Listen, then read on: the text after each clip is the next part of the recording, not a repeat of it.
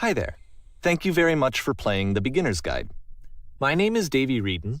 I wrote the Stanley Parable, and while that game tells a pretty absurd story, today I'm going to tell you about a series of events that happened between 2008 and 2011. We're going to look at the games made by a friend of mine named Coda. Now, these games mean a lot to me. I met Coda in early 2009 at a time when I was really struggling with some personal stuff, and his work pointed me in a very powerful direction. I found it to be a good reference point for the kinds of creative works that I wanted to make. So just to start you off, this is, I think, the first game he ever made. It's a level for Counter-Strike. You can walk around here, by the way. And mostly it's just Coda learning the basics of building a 3D environment. But what I like is that even though he starts from the simple aesthetic of a desert town, he then scatters these colorful abstract blobs and impossible floating crates around the level. And of course, it destroys the illusion that this actually is a desert town, and instead this level becomes a kind of calling card from its creator. It's like a reminder that this video game was constructed by a real person. And it kind of makes you wonder, what was going through his head as he was building this? This is what I like about all of Coda's games. I mean, not that they're all fascinating as games, but that they are all going to give us access to their creator. I want us to see past the games themselves. I want to get to know who this human being really is. And that's exactly what we're going to do here. So, it's 2008, Coda starts making these games, and he never releases any of them. He doesn't put them onto the internet, he just makes them and then immediately abandons them, and they sit on his computer forever. And I think he really understood this image of himself as a recluse. At one point, he jokingly renamed his computer's recycling bin to Important Games Folder. So, this was just how he worked. He tended to crank them out one after the other without even really pausing to try to understand what he had just made, until suddenly one day, he just stopped. In 2011, that was it. He made his last game, and then he hasn't made another one since.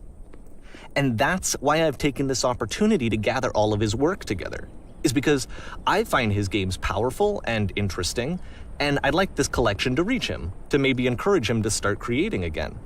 And if the people like you who play this also happen to find his work interesting, then I'm sure it'll just send that much stronger of a message of encouragement to Coda. So thanks for joining me on this. If you have a particular interpretation that I haven't mentioned here, or if you just need to get in touch, you can email me at daveywreden@gmail.com. Okay, that's about it for introduction. Let's take a look at Coda's first proper game. As each game is loading, I'll show you the date that it was completed. This first one was made in November 2008.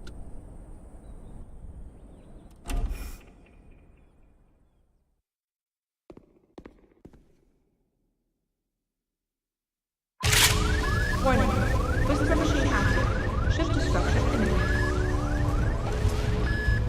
This game is called Escape from Whisper, and it's one of the more generic games you'll see from Coda.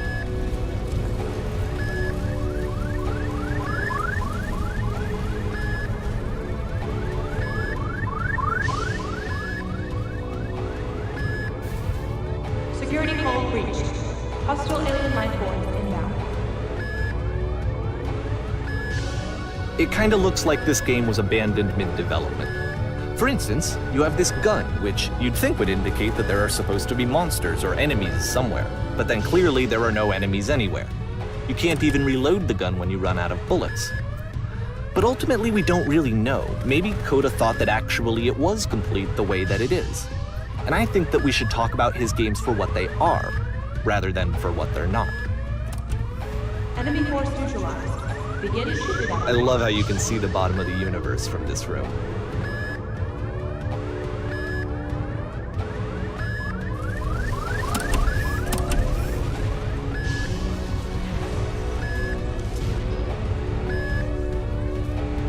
Apparently, this space station has a labyrinth on it.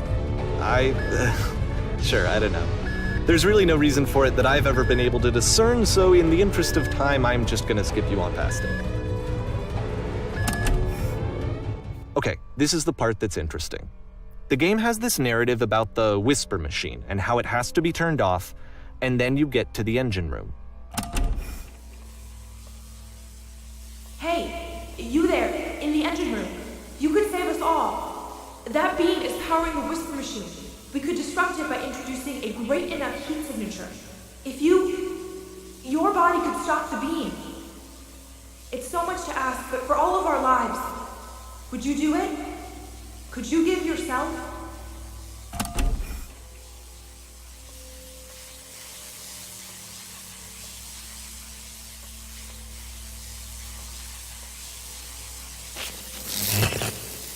Let me pause here for a second. What you just experienced, stepping into the beam and then dying, is probably what Coda had initially intended when he was developing this level. But when he first compiles and plays it, something goes wrong. There's a bug somewhere. And this is what happens instead.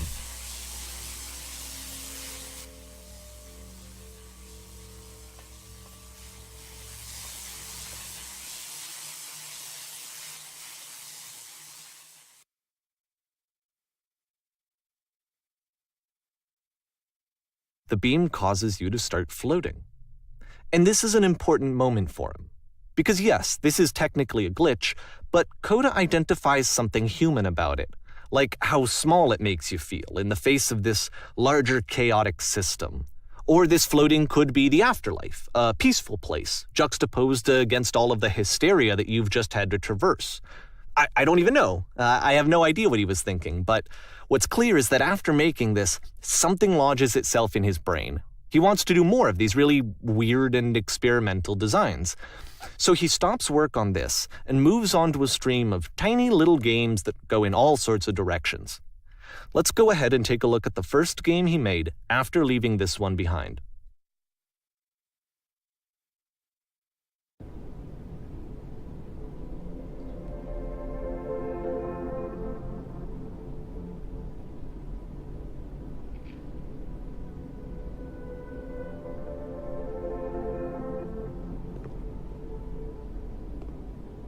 Yep, in this game you can only walk backwards.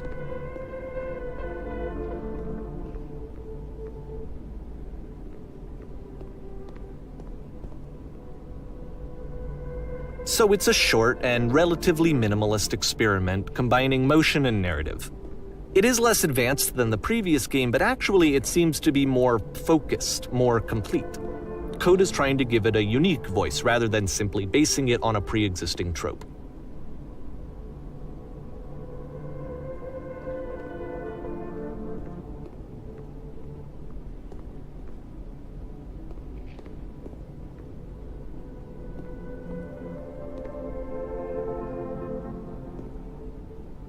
It's a short little thought, it says what it wants to say, and then it ends. Didn't need anything more than that. Which to me is why it works, because it gets out quick.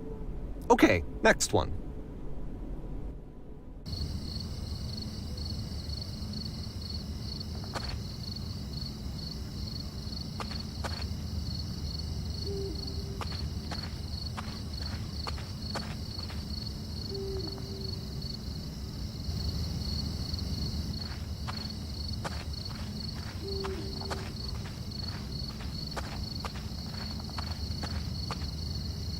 And that's it. Okay, the meaning of this game won't be clear just yet. Please be patient with me for a few more games, and I promise you'll see what makes it interesting.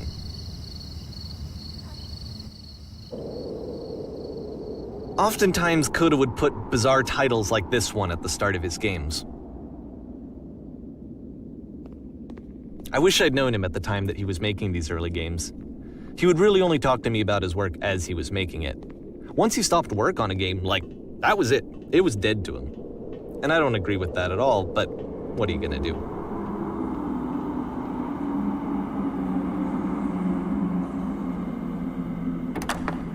Once you've been slowed to an absolute crawl, the door at the top of the stairs opens. So why, if Coda's not showing these games to anyone, why bother opening the door at all? Well, to show you, I'm modifying the game here so that when you press enter, it'll bring you back up to full speed so you can enter the door for yourself.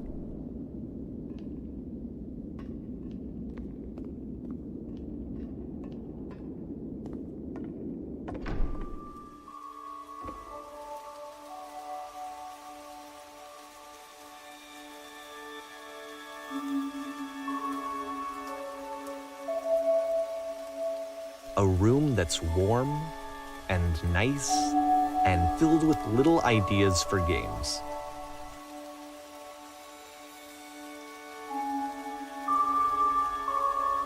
Coda would often tell me that he didn't mind if people thought of him as cold or distant. He said that he knew that he was actually a vibrant and compassionate person, but that it takes time to really see that.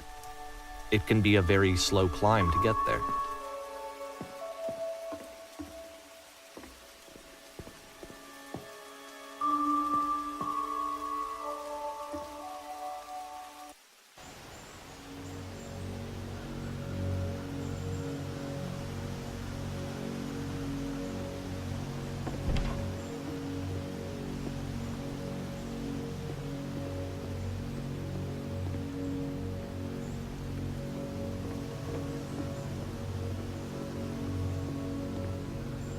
Well, this is new for Coda. It's an actual puzzle. Go ahead and see if you can solve it.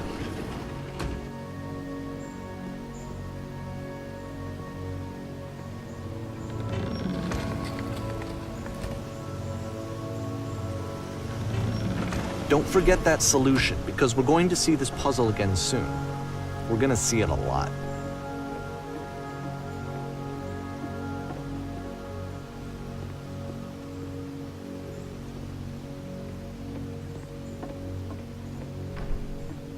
So that seems to be it, right?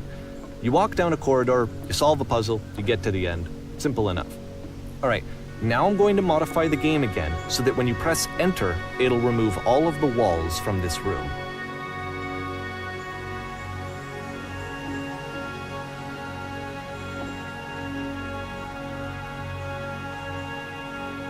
How about that? There was more to it than we had any way of knowing.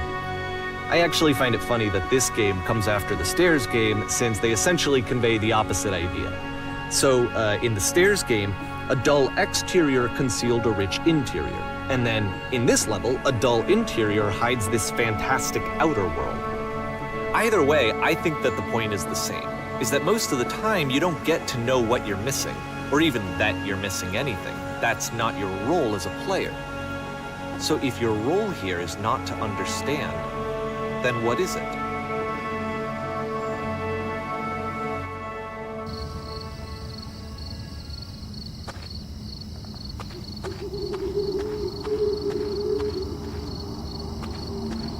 Aha! So, this, combined with the entering game from earlier, tells us that Coda believes his games are connected somehow. It could even be that the Stairs game and the puzzle game are literally connected in between this and the entering game. There's a bigger picture that all of his games are meant to play a role in, some larger meaning that we won't be able to grasp until we've seen all of them. And once we have, we can step back and start to understand what exactly that bigger picture is.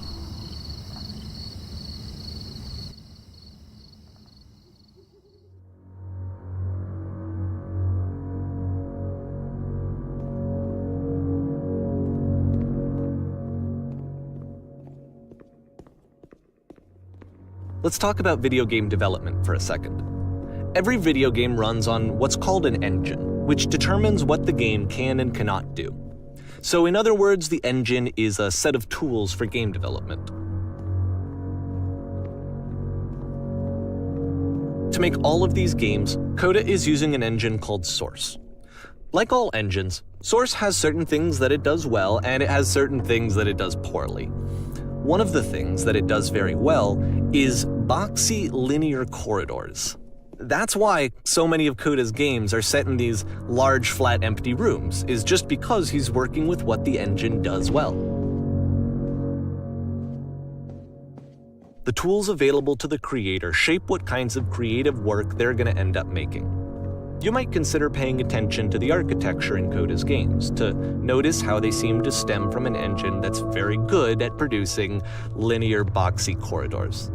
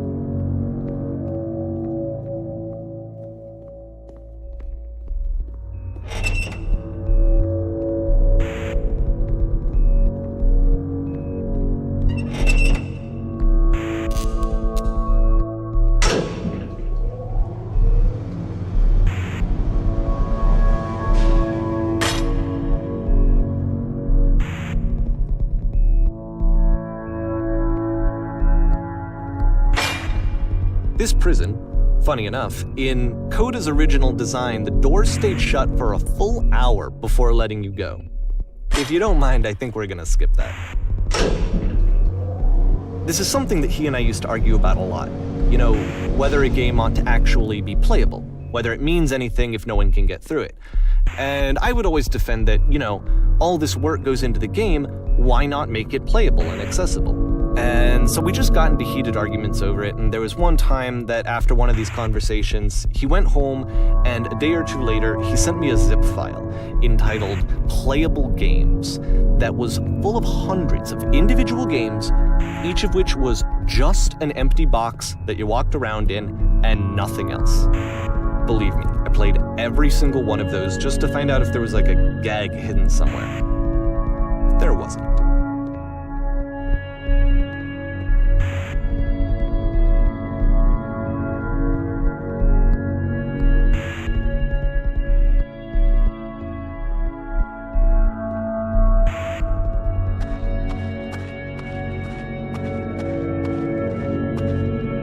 It's the puzzle again, with the exact same solution as the last time.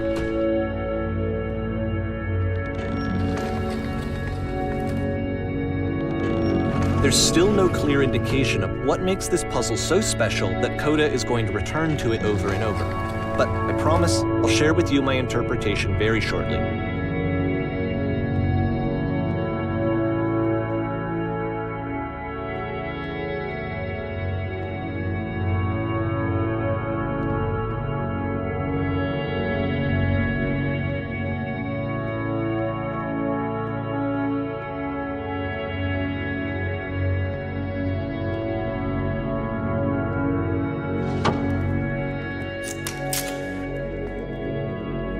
Here, Coda begins using a kind of dialogue system that he fashioned out of the engine's chat capabilities.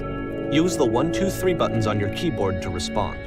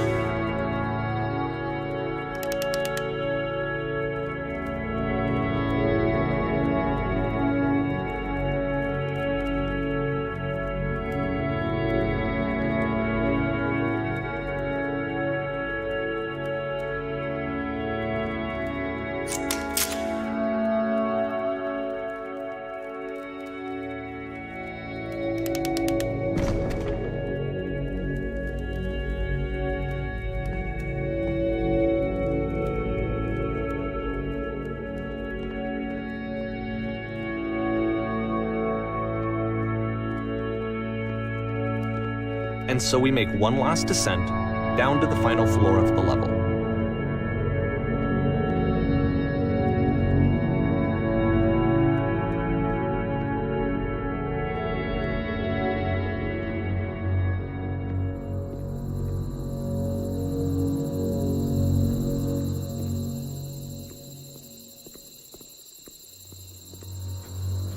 It's a lamppost. Okay, I can't tell you quite why, but for some reason, Coda fixates on this lamppost. It's going to appear at the end of every single one of his games from here on out. I'll tell you what I think. I think that up to this point, he's been making really strange and abstract games with no clear purpose, and maybe you can only float around in that headspace for so long. Because now he wants something to hold on to. He wants a reference point. He wants the work to be leading to something. He wants a destination, which is what this lamppost is. It's a destination. We're going to see it in the work as well. His games are just going to become a lot more cohesive, a lot more fully developed, with more of a clear idea behind them. And as we go, that idea will get clearer and clearer and clearer.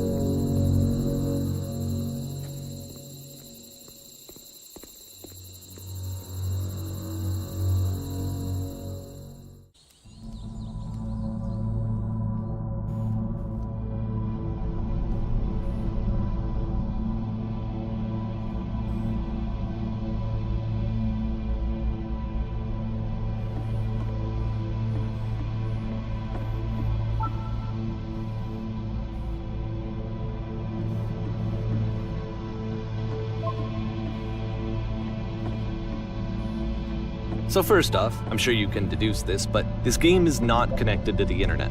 All of the notes that you're going to see have been written by Coda. This was actually the first game of his that I ever played. This was shortly after I met him at a weekend game jam in Sacramento, where I grew up. I saw him working on this very level, and it was just so different from anything that anyone else was doing. So right away I was like, I have to be friends with this person. In retrospect, I think I was probably a bit too pushy, trying to get his attention. I was over-enthusiastic. But he was very gracious about it and very patient with me. And I cooled off eventually. Oh, feel free to skip over any of these notes if they're not doing anything for you. Nothing extra is going to happen if you read all of them. Either way, to me they convey a sense of loneliness. I see this person who's filled with thoughts and feelings and beliefs and has no way to express them except as scattered and unheard voices in a game that wasn't meant to be played.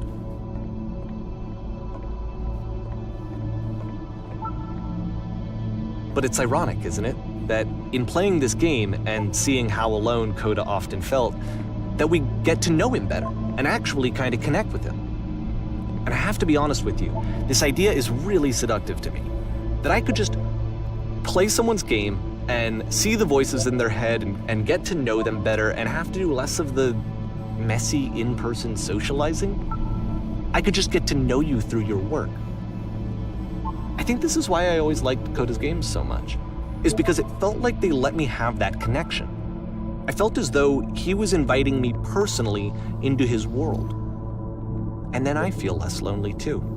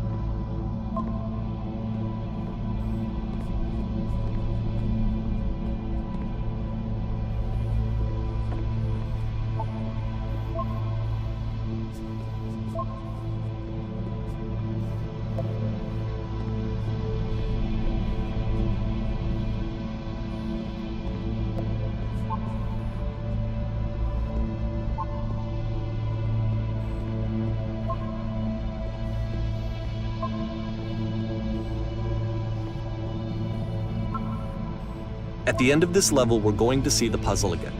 And here, I'll tell you what I think the puzzle means. Each of these games represents an idea that was on Coda's mind at the time that he was making it. And the puzzle is a way of closing the door on a previous chapter of his life before moving on to the next one.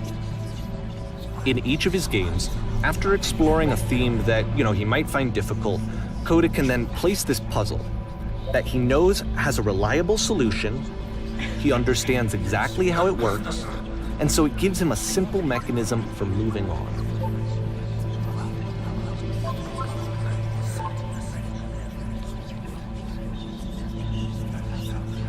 And because there's this dark area between the doors, a space between spaces, before you move on, you get to pause.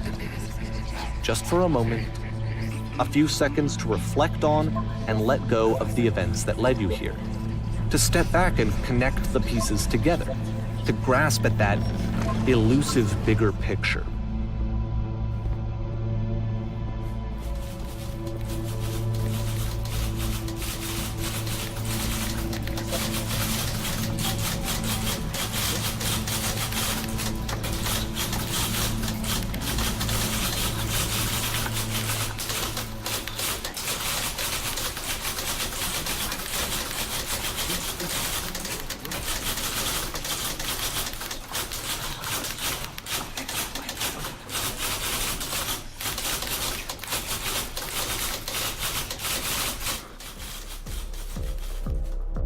Okay, this one is tough. It's gonna kind of just spin its own wheels for a few minutes. Hang with it.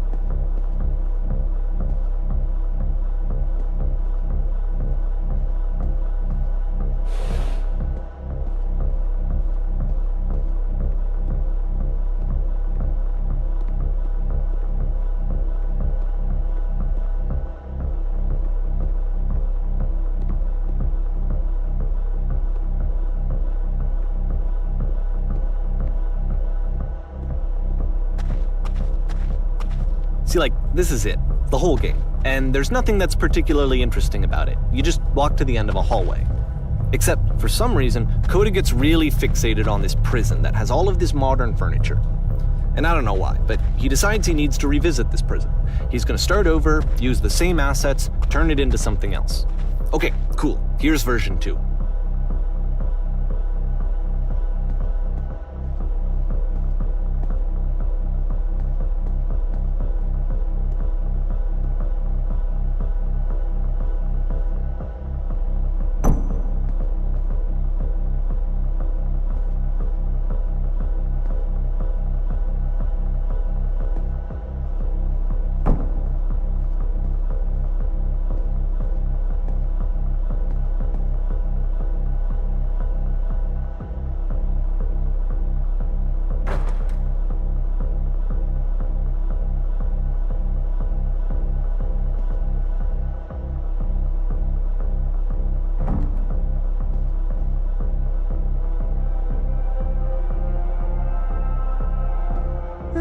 There's a bit more to this one, but still it's not really communicating anything. It's kind of just weird for weirdness' sake.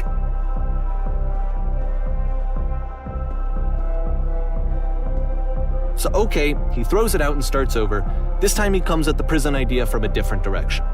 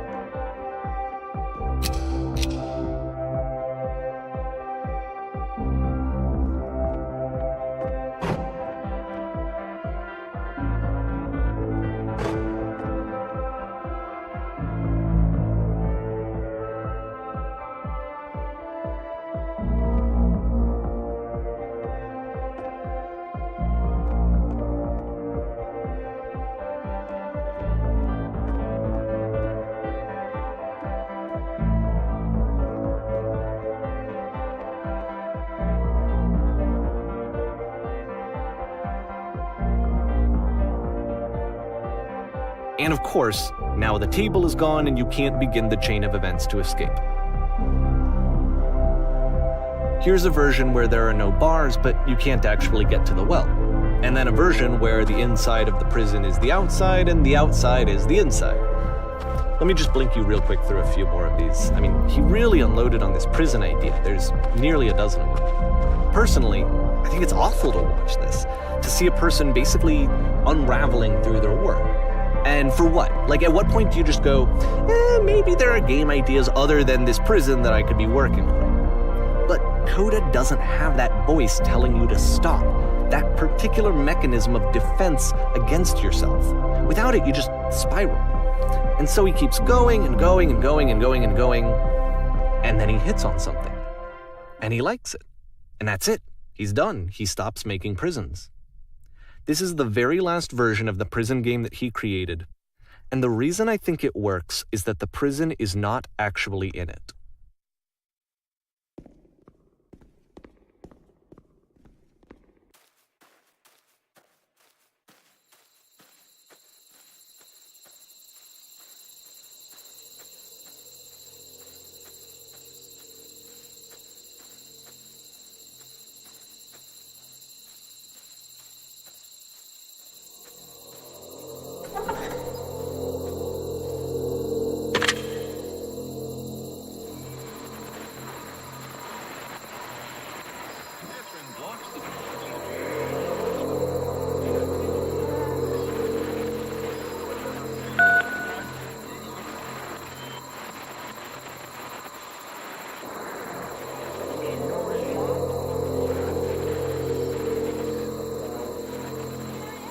It's a conversation. And so this is what Coda wants, is to be able to talk to someone, to share what's on his mind, and to get some good advice from someone who knows. But the irony is that even in this scenario, you're still talking to yourself. You know, all of these games so far are Coda talking to himself.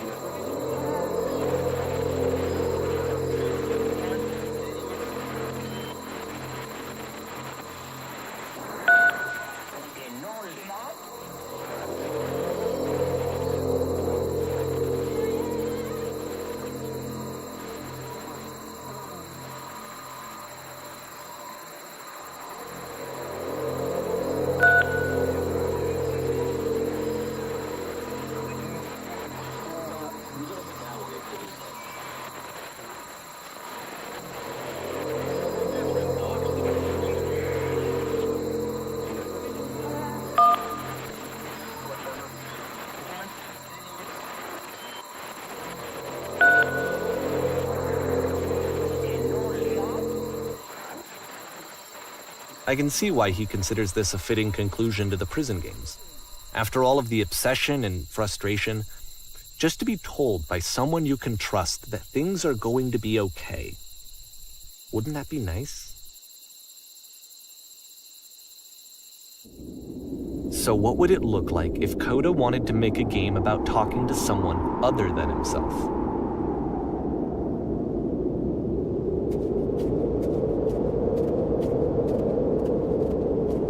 To me, this environment is meant to represent Coda's puzzle, with the two doors on either side and a dark transitional space between.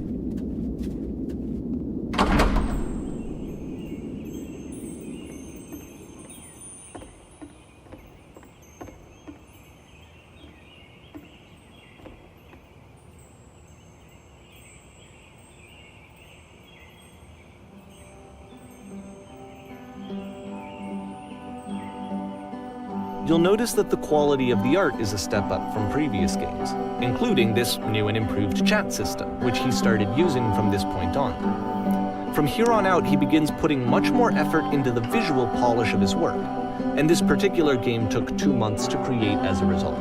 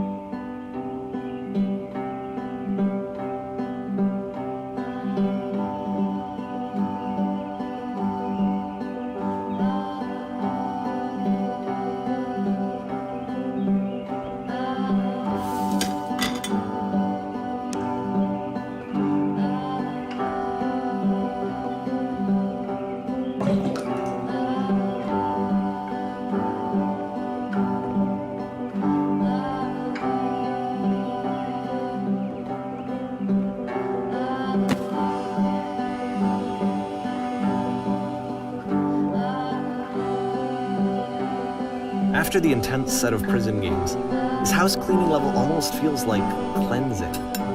It's the moment after a particularly difficult or traumatic experience where you just need to let it sit and digest inside of you, and eventually cohere into something meaningful.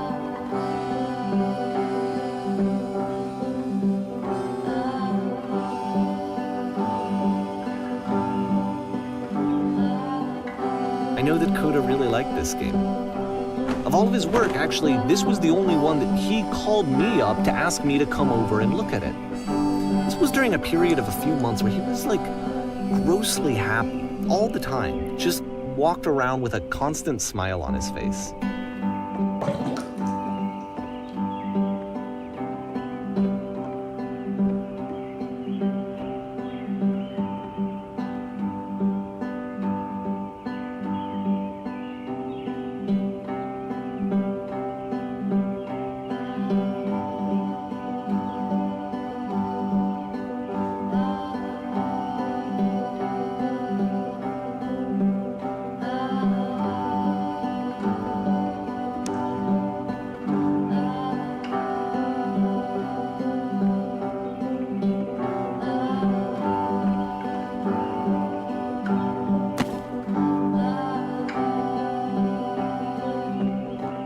I'm glad he made this. I'm glad he found some peace.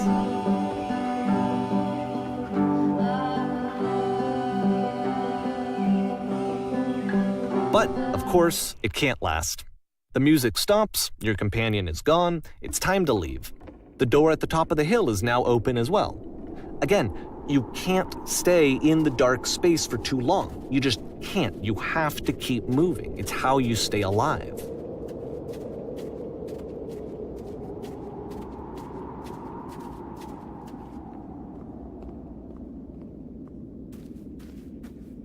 Which is the whole point of the puzzle doors, right? That sooner or later you have to pick up and move. I really thought that was the point of it.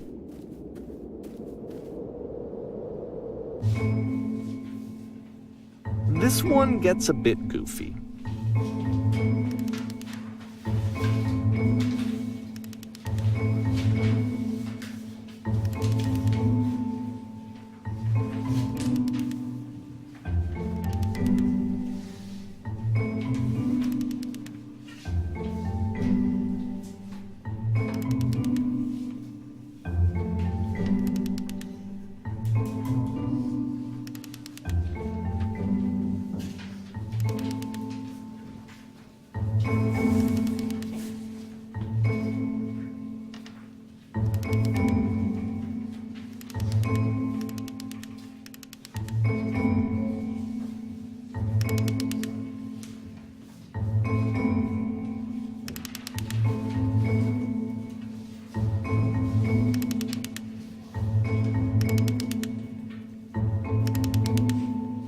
About halfway through the game, the perspective shifts.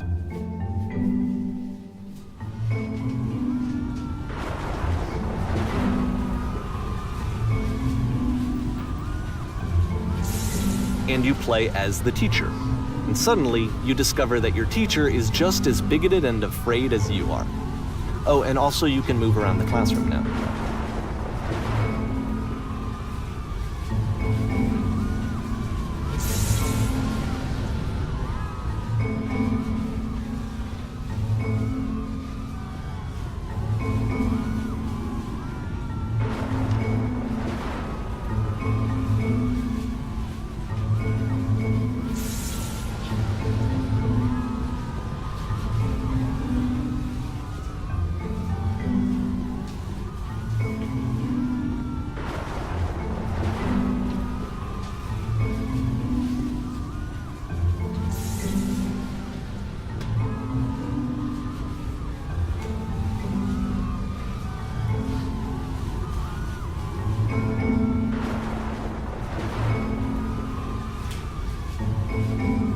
I fell pretty hard for this one. I feel like it's one of the most relatable experiences that you can have. To assume that some other person is perfect and totally fulfilled in every way, and completely miss all of the little flaws that make them painfully human. I think about this game a lot these days.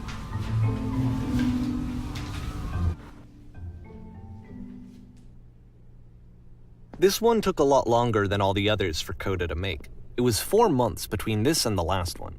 That's twice as long as it took him to make any other game before this, and it's not like it's particularly complex, so I remember I found that a little strange at the time.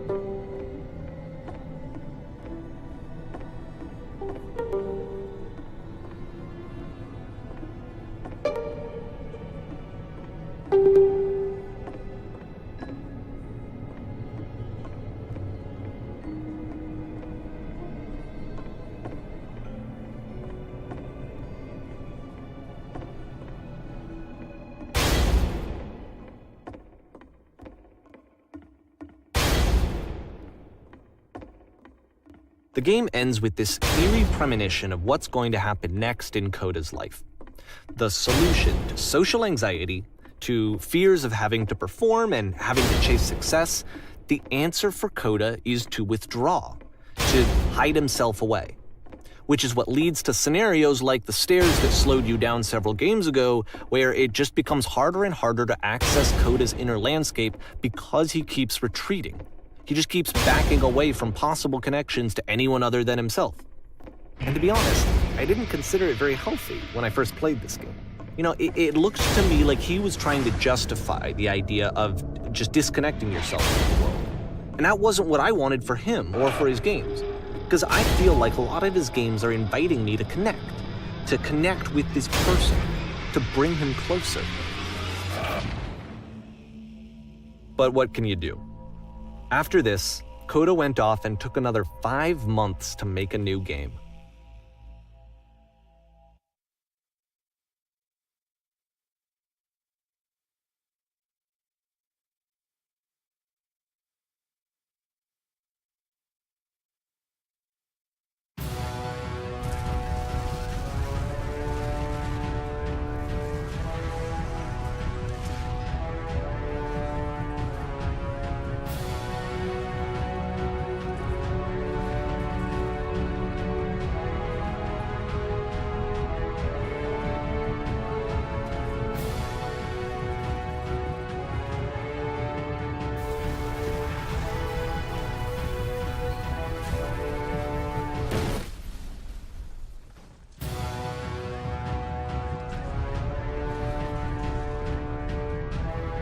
You should probably open your eyes if you haven't already. It's pretty much impossible to solve otherwise.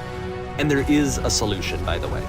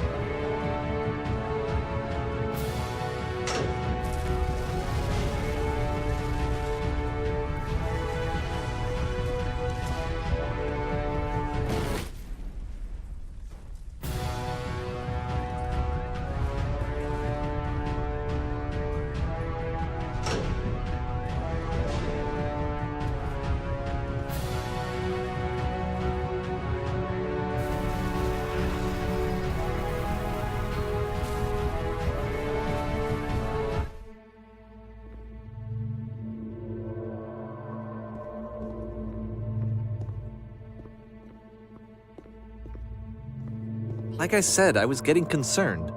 First off, he's never been this explicit in his work about exactly what he's thinking. So where's that coming from? But then even weirder, his work has potentially stopped being an outlet for him. Not like he's having trouble iterating on ideas, but he literally just can't think of new ideas anymore. And in person, he was being a lot more distant than usual. Like, you know how sometimes a person will just deflect anything that you say in order to keep themselves disconnected all the time? It was that kind of thing. Here was the point in my relationship with Coda where I really started to wonder if he needed my help in some way.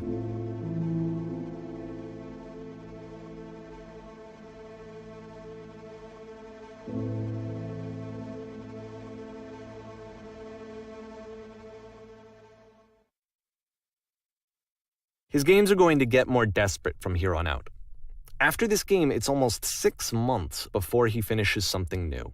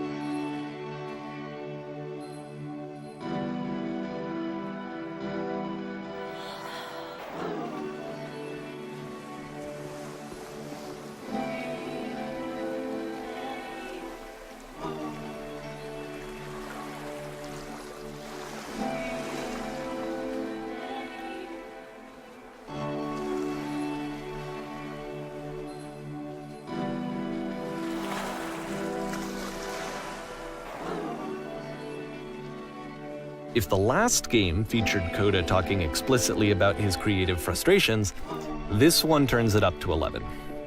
Now, put yourself in my shoes playing this. Here's a friend whose work is exhibiting signs of struggle, frustration, anxiety, depression, even. And yet still, he keeps making games. He keeps throwing himself into the grinder even when he clearly doesn't have the energy for it anymore. Why? What is it for? Because from my perspective at the time and just what I knew of him, this was a result of how isolated he was. He was in his own little bubble, just sitting at his computer all day, not really showing these games to anyone, not releasing them onto the internet, and so he didn't have anyone outside of himself to connect with.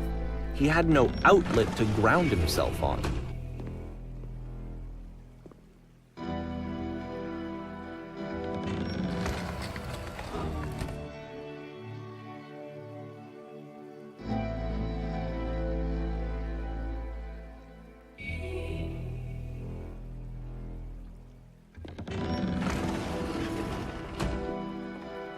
You can't talk yourself out of loneliness. It doesn't work that way. You can't be the one writing both the questions and the answers. Then there's no movement. Then there's no circulation. If all of your anxieties are being channeled into your work, then if the work ever fails, you have no backup and you're just going to crash.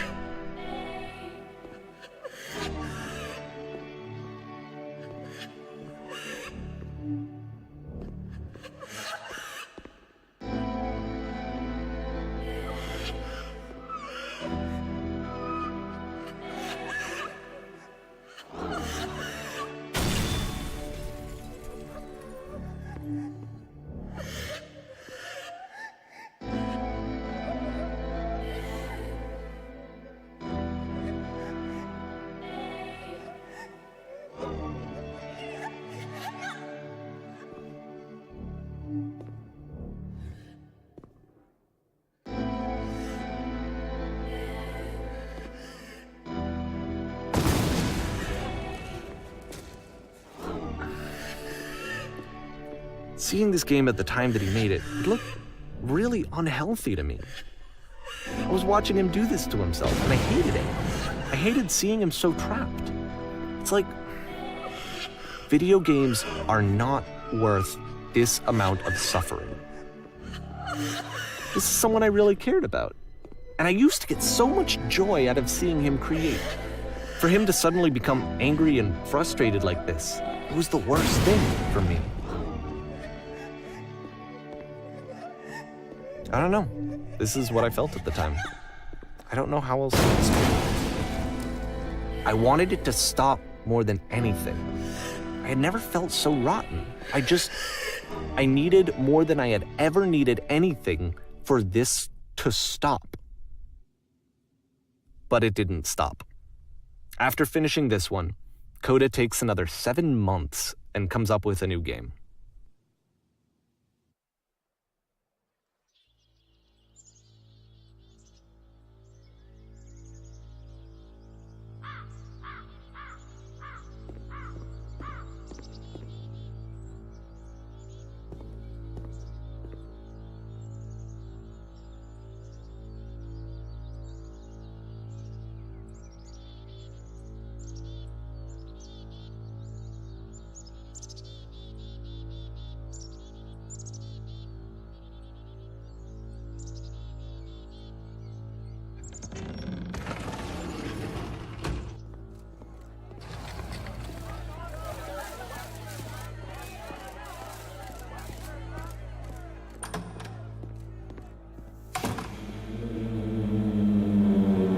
And of course, it's the machine.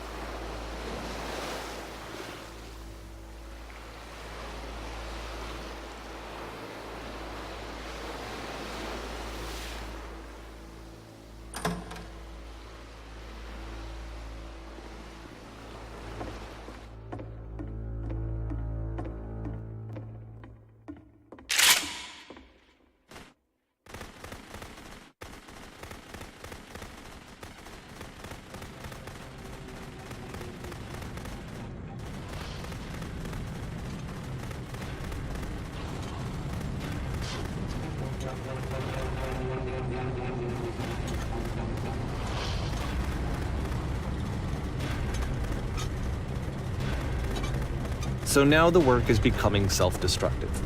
And I'll tell you, at the time that I first played this game, shortly after he made it, here's what I'm thinking to myself. I'm thinking that Code is stuck in his own head, and that it's having a very negative effect on him, and that all he needs to do is just start showing his work to people, to get some actual feedback on his games. It might get him out of isolation. And so, as I'm thinking this, I realize that I could be the one to initiate it. Because it would never occur to Coda to start actively soliciting feedback, so what if I did it for him? If he could see the difference it would make to have more actual conversations with other human beings, would that bring him out of his mental spiral? Would it give him confidence in himself? Would it bring meaning back into his work?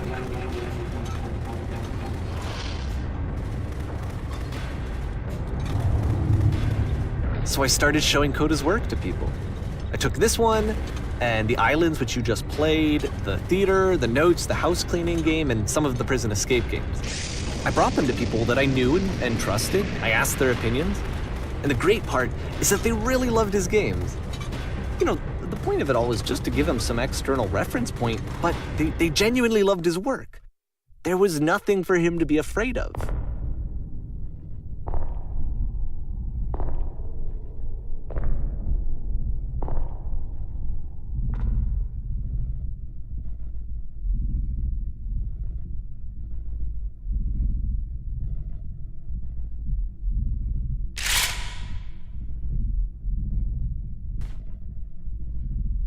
Can you see why I felt like this was the right thing to do?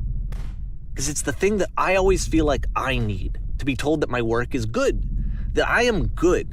When someone really connects with a thing that I've made, when they see themselves purely in my work, there's nothing that feels better. And I got to give that very same feeling to my friend.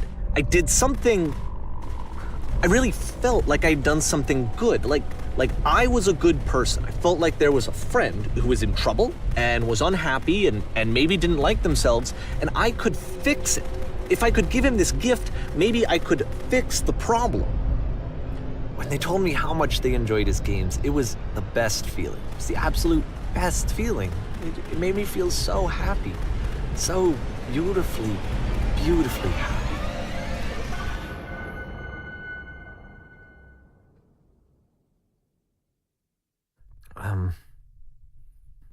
So anyway, Coda finishes this game, and then really he just kind of takes off for a while.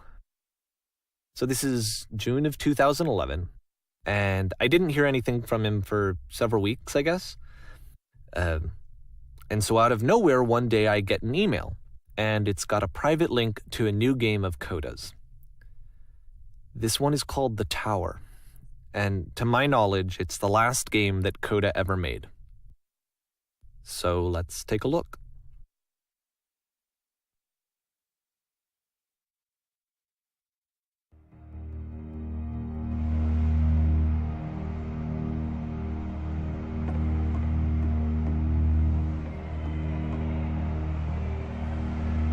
And this is where I have trouble saying anything meaningful about Coda's work.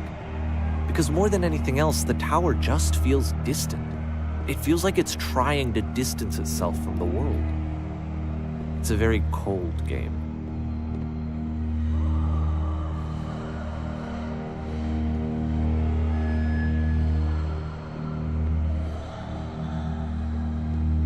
This room actually has a maze in it. Except that all the walls of the maze are invisible. And then every time you touch one of the walls, there's this awful flashing and noise, so the experience is really miserable.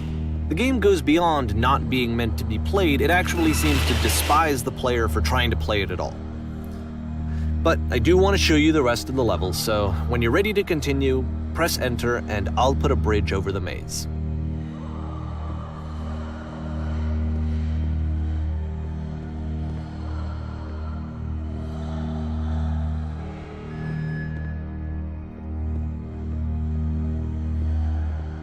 And to be fair, it's not like this is the first game that's needed some modification to be playable. Like the house cleaning game. You know, that one used to actually loop the cleaning chores and you just cleaned a house forever. I had to cut it off so that you could exit the house and the game would actually end. But that game had an idea that it was actually trying to communicate. What's the deeper idea behind the invisible maze? The only way past this challenge is to randomly guess the 6-digit code. Like the invisible maze, it's frustrating to me because it's the opposite of everything else that Coda has made. It doesn't encourage thought or engagement. It doesn't ask anything of me except a lot of my time. If I could have reached him during this time, then maybe I could have asked him, but I couldn't.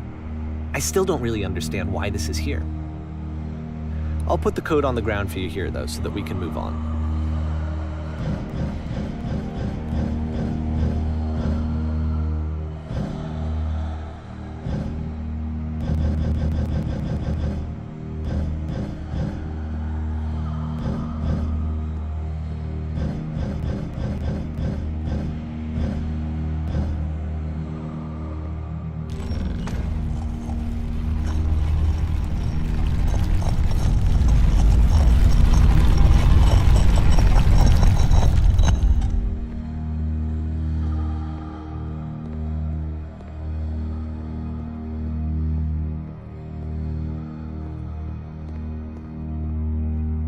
The switch to open this door is actually on the other side of the door, meaning that it's literally impossible to solve from this side.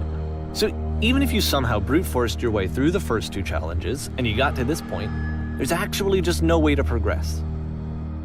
And it's scary for me, the idea of Coda cutting himself off entirely, just saying, you know, that's it, that's the end of the conversation, not giving me any way to fix the problem. I feel like a failure, I guess, when I can't fix the problem. But I can open this door for you, so let me do that.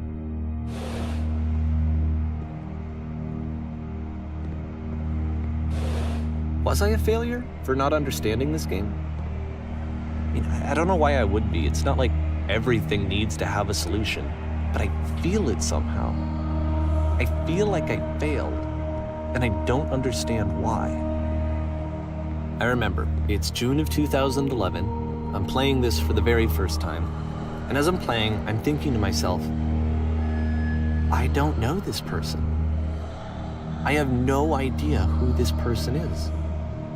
It wasn't the guy I knew, it wasn't my friend. I had come to so many conclusions from looking at all of his work up to this point, and then suddenly none of them... I had been trying to, though, that was the thing.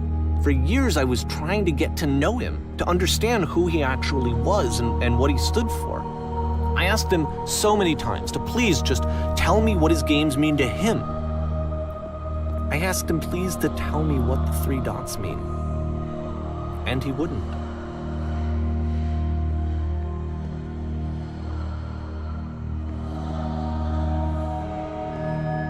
I just felt so strongly that if I could have connected with him, that if I could have somehow made his work my own, that I would finally be once and for all happy.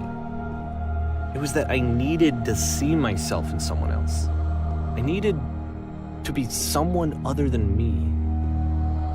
But he stopped and left, and it felt somehow like I had failed.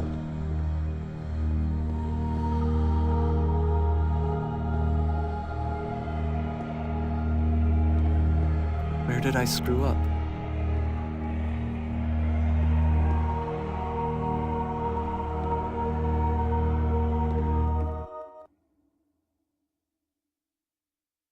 I'm the reason that you stopped making games, aren't I? It's because of what I did. I poisoned it for you.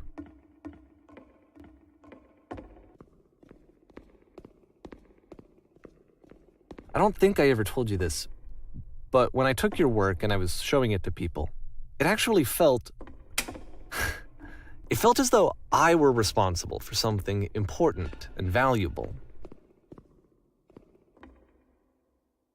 And the people who played them, they treated me like I was important.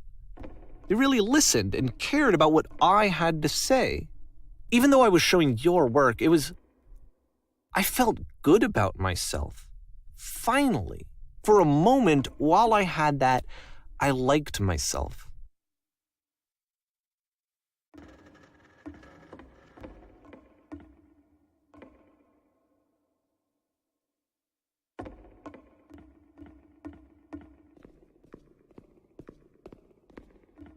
And then you stopped, and I didn't have anything left to show people. I just had to be with myself. And as soon as that happened, there was no feeling at all. Nothing. Less than nothing. What does that mean?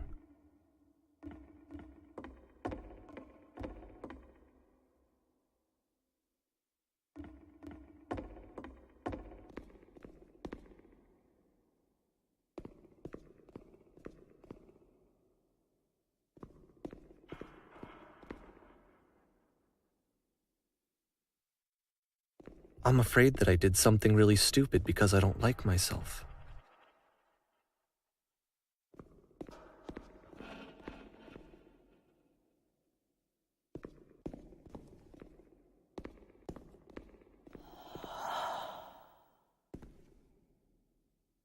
That's why I'm releasing this collection of your work, is because I haven't been able to find any other way to reach you. I've tried everything. And so a part of me has hope that if I put this compilation out into the world, and if I put my name on it, that maybe enough people will play it so that it'll find its way to you, so that I can tell you that I'm sorry. I know I screwed up. If I apologize to you truly and deeply, will you start making games again? Please, I need to feel okay with myself again. And I always felt okay as long as I had your work to see myself in. I mean, is something wrong with me? Because I know that I did an awful thing, and I'm doing it again right now. Like, I'm showing people your work, but I can't stop myself from doing it. That's how badly I need to feel something again, like I'm an addict. There has to be something wrong with me. Can I apologize? What if I tell you I was wrong? Will that work? Will that fix it? I don't know. I don't think it will, but there's nothing else that I can do. Just tell me what you want. I'm sorry. I'm sorry. Please, start making games again. Please help me. Please give me some of whatever it is that makes you complete. I want whatever that wholeness is that you just summoned out of nothing and you put into your work. You were complete in some way that I never was. I want to know how to be a good person. I want to know how not to hate myself. Please. I'm fading, and all I want is to know that I'm going to be okay.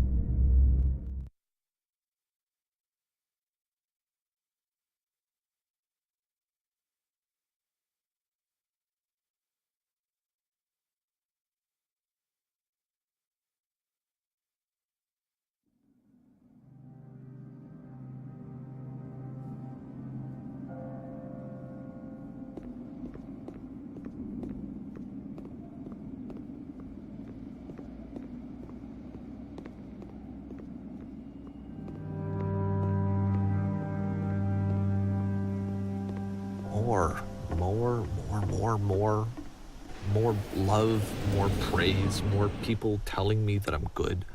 Always more. It's like a disease. Solution.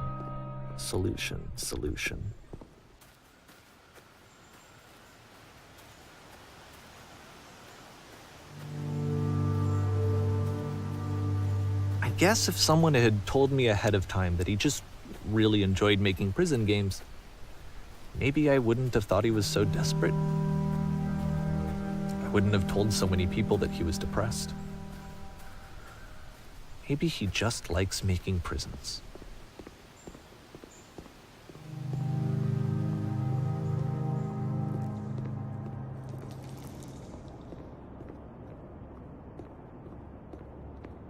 Even now, the disease is telling me to stop.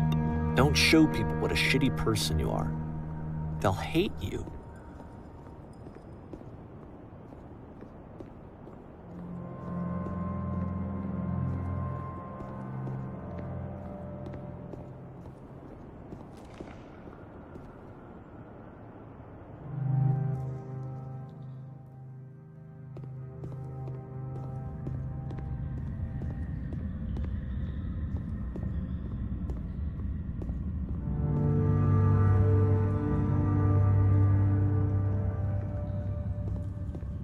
if I knew that my life depended on finding something to be driven by other than validation, what would that even be?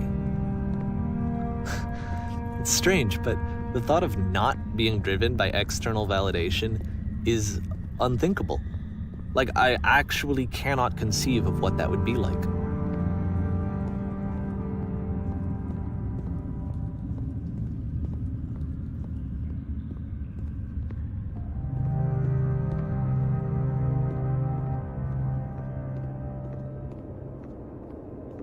What now?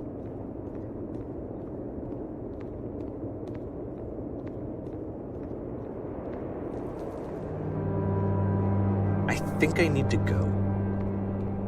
And I'm sorry, because I know that I said that I would be here and I would walk you through this, but I'm starting to feel like I have a lot of work to do. I have a lot that I need to make up for. And so I'm just gonna... Okay.